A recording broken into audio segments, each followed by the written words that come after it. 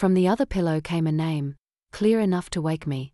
Elena, Ryan breathed, his lips barely moving. The room was still except for the hum of the air conditioner. A thin slice of light slipped under the curtain and settled on the dresser. He shifted, exhaled, and went quiet again. I stared at the ceiling, telling myself it was nothing. People talk in their sleep, random names, old classmates, nonsense. But the sound of it stayed with me. I rolled onto my side and watched the slow rise and fall of his back until my eyes grew heavy again. 3 nights later, it happened again. Same hour. Same name. Elena, he whispered, softer this time, like answering someone I couldn't see. I sat up. Ryan. I whispered. No answer. He turned over, pulling the blanket higher, his breathing steady. The next morning, I poured coffee while he was in the shower. 2 mugs sat on the counter, the blue-rimmed one for him. When he came down, hair damp, shirt neatly buttoned, he kissed my cheek. Did you sleep? He asked. Mostly, I said. You talked again. His hand froze halfway to the mug. I did. You said a name. Elena. A flicker crossed his face, gone before I could read it. Weird, he said, shrugging lightly. I don't remember my dreams. Then he took a sip, glanced at the clock, and left for work with a quick, traffic's bad on Tuesdays. The name stayed with me all day. That night, I noticed him setting his phone face down on the table without thinking. He smiled at a notification, then saw me looking and wiped the smile away. A few days later, my sister texted. You should make a slideshow for Mom's birthday. You're good at those. She sent a picture from the weekend, our mother laughing, Ryan behind her holding a skewer. I liked the idea, so I messaged him. Can you airdrop me your barbecue photos? A few dots appeared, then stopped. 10 minutes later, I'll send later. In a meeting. That evening, he was quiet at dinner. He told me about a late contractor, ate quickly, and put his phone down, again, screen facing the table. How's your day? He asked. Fine, I said. Thinking about Mom's slideshow. I'll send you the photos tonight, he said.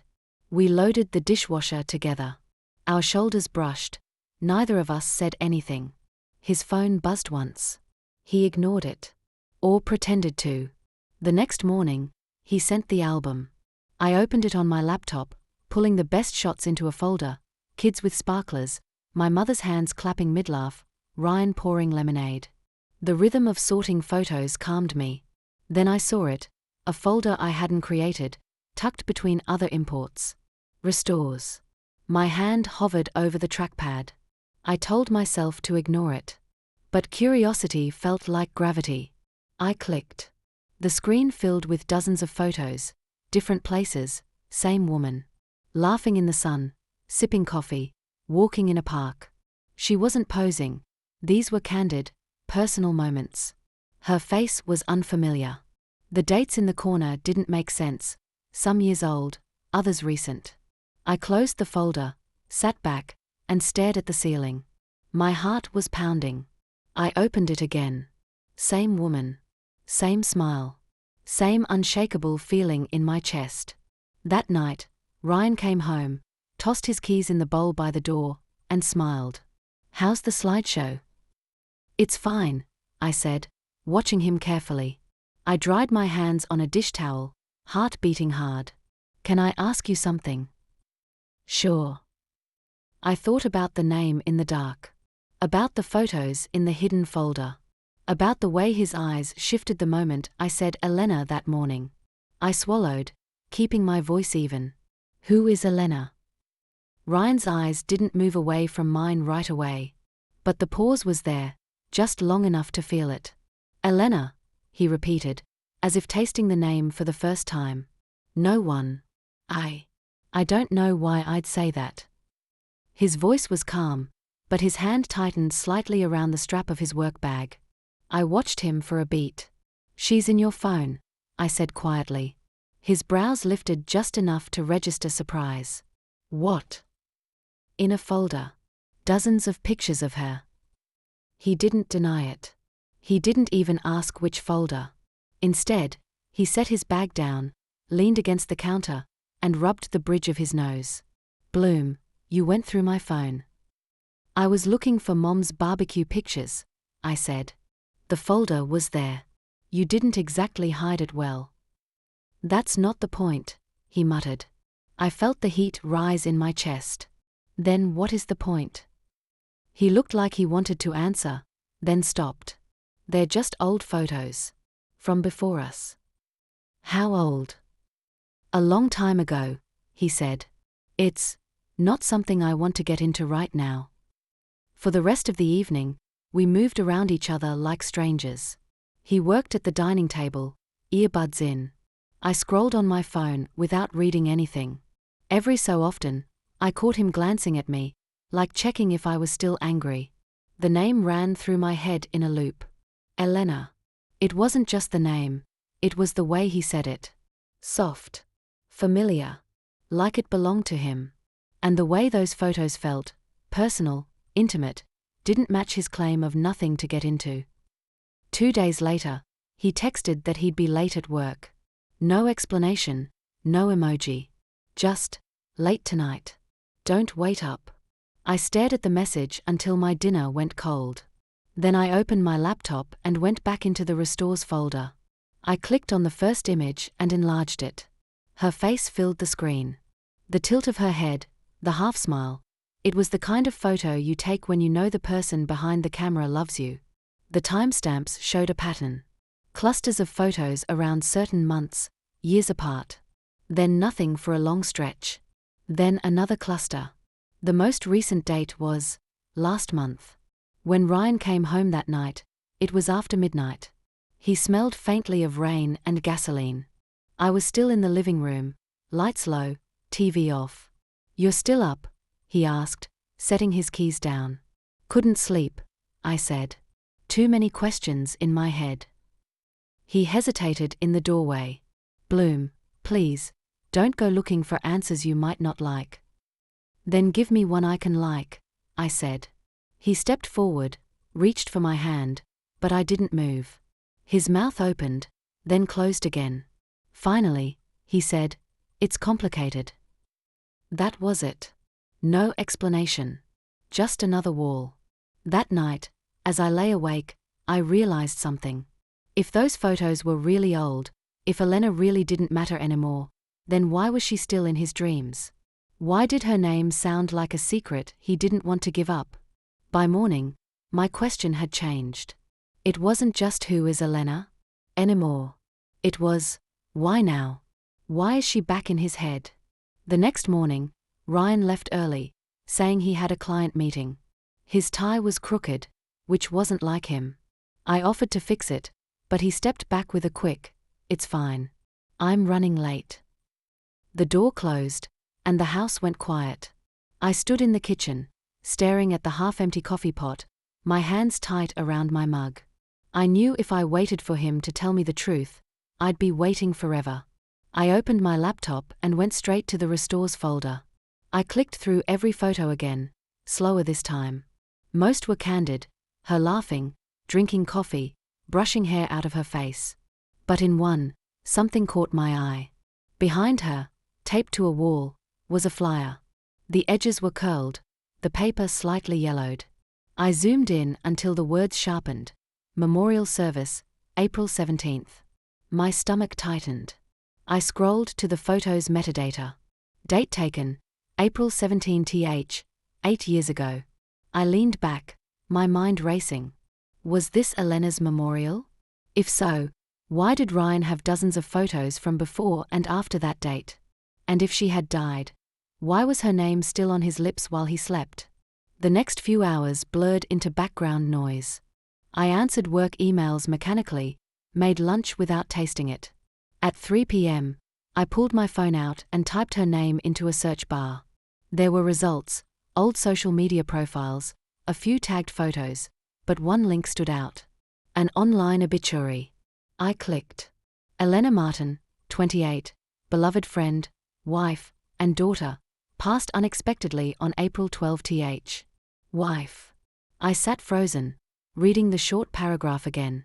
Her maiden name was different, but in the survived by section, there it was, husband, Ryan Martin. I shut the laptop and stared at the blank wall across from me. Ryan had been married before. Married to Elena. And she had died young. My chest felt heavy, not from jealousy, but from the weight of all the years he'd carried this without telling me. But another question bloomed immediately, louder than the rest. If she's been gone for 8 years, why are some of the photos dated last month? That night, I didn't mention what I'd found. Ryan came home tired, dropped onto the couch, and asked what was for dinner. I told him pasta, my voice steady, and he didn't notice the difference. While we ate, I studied him. The way his eyes flicked toward his phone every time it buzzed. The way his fork slowed when he was thinking. I wondered if he knew I'd seen enough to connect the pieces, just not all of them. As he loaded the dishwasher later, I stood by the counter, gripping the edge. Ryan. Yeah.